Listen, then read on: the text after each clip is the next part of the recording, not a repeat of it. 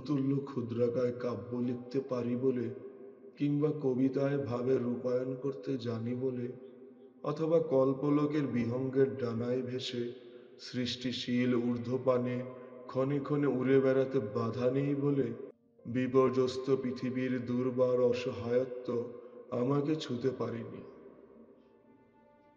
আজ স্বপ্ন আছে বলেই হয়তো অকস্মাৎ মন্ত্রের সাধন এই গৃহবন্দী দশা আমাকে একাকিত্বের দুঃসহ কঠিন শীতল আবরণে আষ্টে পৃষ্ঠে জড়িয়ে হতাশার অথই অতলে নিমজ্জিত করতে পারেনি।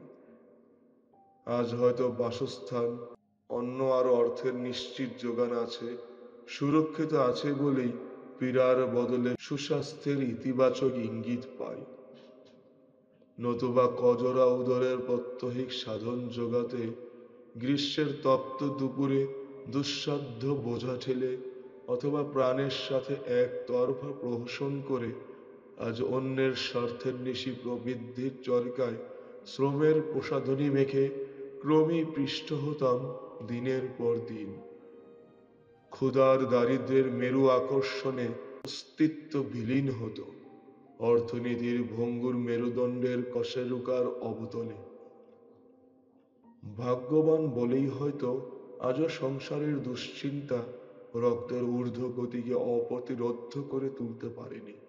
অদৃশ্যের অপার অদৃষ্টের কৃপায় স্থিতিশীল এখনো এই ঘটনাবহুল জীবন, চেতনাশীল দগ্ধ এ হৃদয়।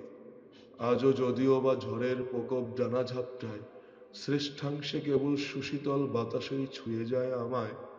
উপর্য পরিপ্রলয় আঘাত হানতে পারে না জীবনের জোড়াতালি দেওয়া এই ছিন্ন পালে। জীবন এখনো সুসজ্জিত রয়েছে বলে হৃদয় তাকিয়ে থাকে আজও অসম প্রেমের পানে।